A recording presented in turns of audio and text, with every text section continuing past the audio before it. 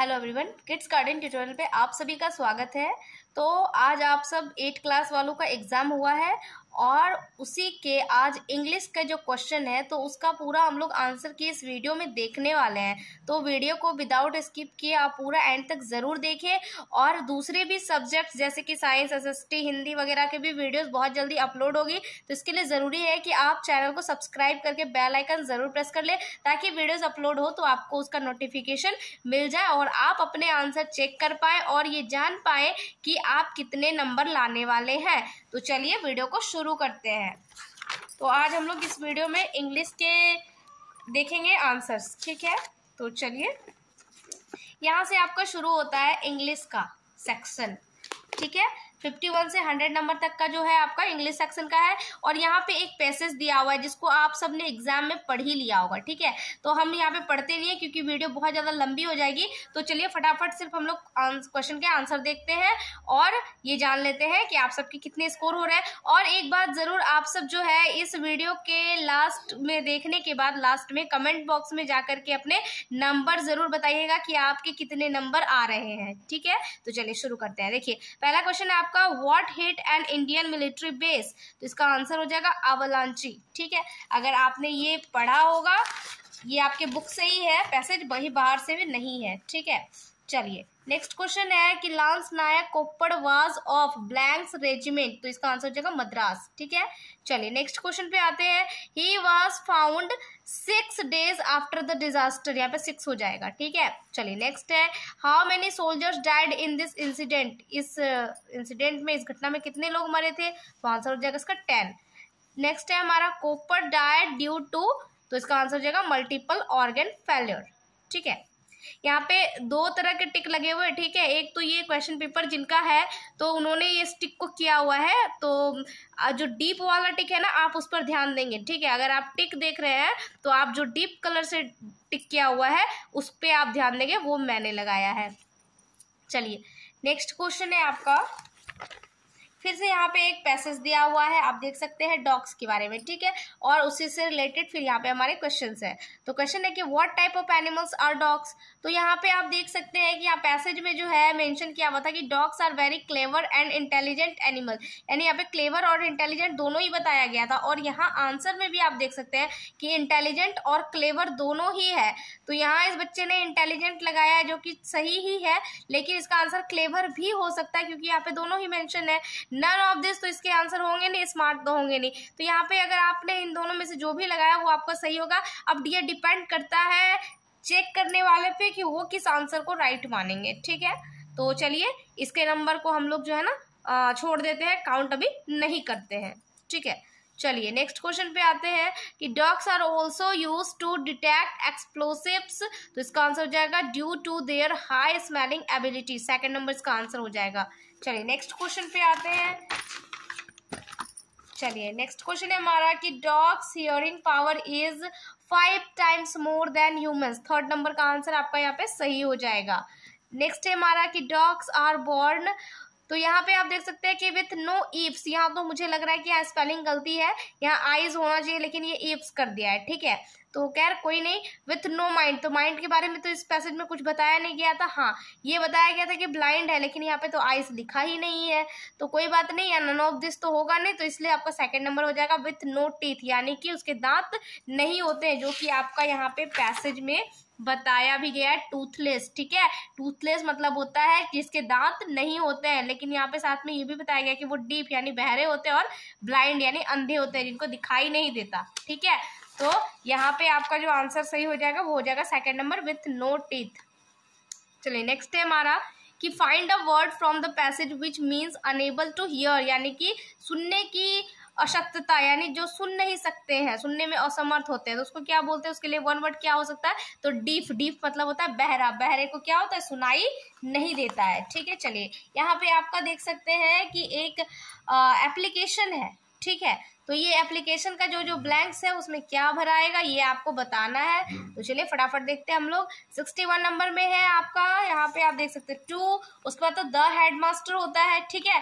लेकिन यहाँ पर आप देखिए कि आपको द हेडमास्टर ही ऑप्शन है, लेकिन स्पेलिंग डिफर है। तो यहाँ पर आपका सेकंड वाला हो जाएगा, यानी द का जो टी है वो भी कैपिटल होगा और हेडमास्टर का एच वो भी कैपिटल होगा। तो आपका सेकंड वाला आंसर सही हो जाएगा, ठीक है। अगर आपने इन दोनों में से कोई भी लगा दिया है तो आपके आंसर गलत हो जाएंगे।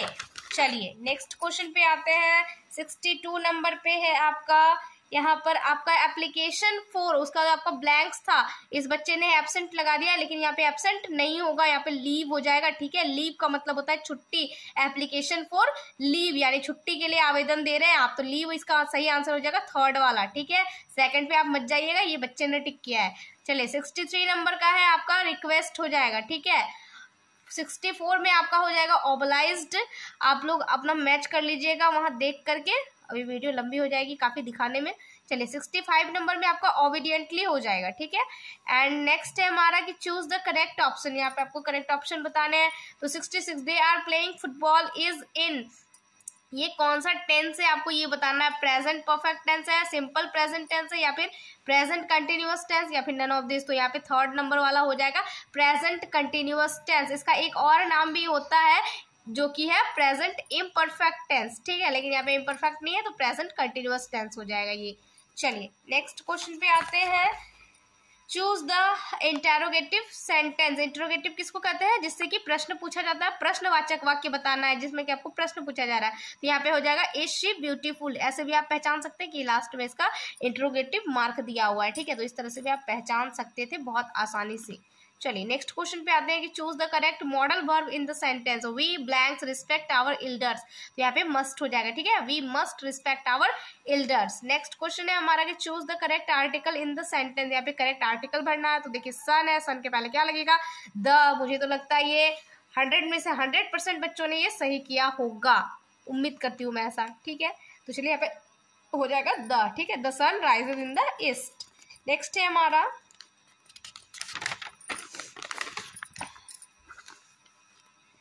कि the indirect speech of he said I am reading a book. तो यहाँ पे जो ये सेंटेंस दिया हुआ है he said I am reading a book, इसका आपको इनडायरेक्ट स्पीच में बताना क्या होगा। तो उसको सेकंड नंबर वाला आंसर सही हो जाएगा, he said that he was reading a book.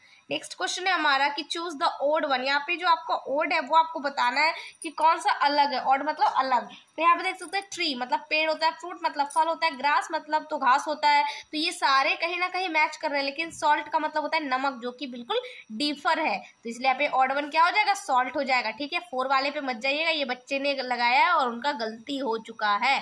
चलिए 72 नंबर पे आते हैं। चूज द एडजेक्टिव, यहाँ पे आपको एडजेक्टिव बताने हैं। तो यहाँ पे आपका एडजेक्टिव रिच है, ठीक है। रिच मतलब अमीर, ये क्या है, एडजेक्टिव है, क्योंकि वॉक एक वर्ब है, रिवर तो आपका क्या बोलेंगे, नाउन हो जाएगा, हरी तो नाम ही है तो नाउन ही हो जाएगा, ठीक है। तो इसलिए यहाँ पे जो है रिच आपका एडजेक्टिव हो जाएगा। चलिए 73 नंबर पे आते हैं। She is not a singer is an example of. तो ये देखिए यहाँ पे सेंटेंस के बारे में पूछा गया कि ये किस तरह का सेंटेंस है। तो ये नेगेटिव सेंटेंस है, आपको पता होगा कि सेंटेंस में अगर नॉट लगा हुआ है दैट मीन्स कि वो नेगेटिव सेंटेंस है। चलिए फटाफट हम लोग देर नहीं करते और नेक्स्ट क्वेश्चन पे आ जाते हैं। तो नेक्स्ट क्वेश्चन है हमारा कि the past tense of run, ये तो बहुत आसान सा पूछ दिया था भाई। अगर आप सबने ट्रांसलेशन बनाया होगा तो जूनियर वाले ट्रांसलेशन बुक में बहुत सारे वर्ब फॉर्म दिए थे, आप सबने जरूर याद किए होंगे, है ना। तो चलिए रन का पास्ट टेंस क्या हमारा, आपने रैन। इस बच्चे ने देखिए गलती कर दिया है, यहाँ पे नन ऑफ दिस लिख दिया है, लेकिन ये गलत है, ठीक है। यहाँ पे रैन हो जाएगा RAN। नेक्स्ट क्वेश्चन है हमारा choose the correct relative pronoun in the sentence the book blanks you gave me is interesting. तो यहाँ पे दैट हो जाएगा, ठीक है। The book that you gave me is interesting, ये हो जाएगा आपका रिलेटिव प्रोनाउन। नेक्स्ट क्वेश्चन पे आते हैं। Choose the correct option what happened when Keshav hands reach the Cornish. तो यहाँ से अब आपका जो है बुक का सेक्शन शुरू हो जाता है और ये आपका स्टोरी से रिलेटेड क्वेश्चन है। अगर आपने स्टोरी अच्छे से पढ़ी होगी तो ही आप इधर आंसर कर सकते थे। तो चलिए फटाफट देखते हैं आंसर क्या हो जाएगा। यानी जब केशव का हाथ जो है पहुंचा कार्निस पे तो क्या हुआ था, द एग्स फेल डाउन, यानी अंडे जो है वो गिर गए थे, ठीक है। चलिए नेक्स्ट क्वेश्चन पे आते हैं। चलिए फटाफट नेक्स्ट क्वेश्चन पे आ जाते हैं। Why is one Indian soldier killed every other day in Siachen? तो इसका आंसर हो जाएगा due to extreme weather condition. चलिए नेक्स्ट क्वेश्चन पे आते हैं। Who were asked to participate in the competition, तो कंपटीशन पे किसको भाग लेने के लिए कहा गया था, तो प्रेक्षा, स्नेहा, सिद्धार्थ, सभी को ही कहा गया था। ऑल ऑफ देम इसका आंसर हो जाएगा। चलिए नेक्स्ट क्वेश्चन है। कालीज फेवरेट स्नैक वाज, क्या था, फ्राइड टर्माइट्स। ये बच्चा थोड़ा अजूबा था, है ना, आपने स्टोरी पढ़ी होगी तो आपको पता होगा इस बच्चे के बारे में। तो चलिए, which of the following is controlled by India on one side and Pakistan on other side, ठीक है, यानी वो कौन सा जगह थी जहाँ पे एक तरफ इंडिया जो है उस पर कंट्रोल करता है और दूसरी तरफ पाकिस्तान, तो वो LOC होता है, यानी लाइन ऑफ कंट्रोल, ठीक है। चलिए नेक्स्ट क्वेश्चन है। Who was living a better life than the king, तो ये आपका 4A जो चैप्टर है उससे लिया गया है। The king and the abbot वाला स्टोरी है ये। अगर आपने स्टोरी पढ़ी होगी तो आपको पता होगा कि किंग से बेहतर लाइफ कौन जी रहा था, तो एबर्ट जी रहा था, ठीक है। चलिए नेक्स्ट क्वेश्चन पे आते हैं। The emperor's machine was a garden of the metal and jewels, ठीक है। नेक्स्ट क्वेश्चन है। हु इज मैरी कॉम, मैरी कॉम कौन थी, तो वो एक बॉक्सर थी। चलिए फटाफट आते हैं नेक्स्ट क्वेश्चन पे। तो हमारा नेक्स्ट क्वेश्चन है कि what according to Rupesh was useful for his studies, तो इसका आंसर हो जाएगा टेक्नोलॉजी। नेक्स्ट है हमारा कि what does WCF stand for, WCF का यहाँ पे आपको फुल फॉर्म बताना था, तो विंड चिल फैक्टर, ये बच्चे ने सही किया है। चलिए नेक्स्ट है आपका Gopichand was the coach of, Gopichand किसके कोच थे, तो वो PV सिंधु के कोच थे। चलिए सेकंड नंबर हो जाएगा आपका answer. What had caused blockage of the drain in the story a new religion, a new religion जो आपका स्टोरी है वहाँ पे जो ड्रेन यानी कि जो नाली थी उसका ब्लॉकेज का क्या कारण था, तो पॉलीथीन बैग्स हो जाएगा, ठीक है। यहाँ पे प्लास्टिक बोतल बच्चे ने सही किया है, जो कि गलत है, यहाँ पे पॉलीथीन बैग्स हो जाएगा। चलिए नेक्स्ट क्वेश्चन पे आते हैं। ECO का यहाँ पे आपको फुल फॉर्म पूछा गया है, तो यहाँ पे आपका सेकंड नंबर आंसर सही हो जाएगा, एनवायरमेंटल चिल्ड्रंस ऑर्गेनाइजेशन। चलिए नेक्स्ट क्वेश्चन है हमारा कि how much money did Hari gate daily at the restaurant, तो इसका आंसर हो जाएगा 1 रुपी। नेक्स्ट क्वेश्चन है कि हु बिलोंग टू कानाथुर विलेज, तो इसका आंसर हो जाएगा काली। ये तो आप लोग सबने मुझे लगता है कि सही किया ही होगा। चलिए नेक्स्ट क्वेश्चन है। Who wrote the poem stopping by the woods on a snowy evening, तो इस पोएम जो है किसने लिखा है, उसके कवि कौन है, तो वो हो जाएगा रॉबर्ट फ्रॉस्ट। नेक्स्ट क्वेश्चन है हमारा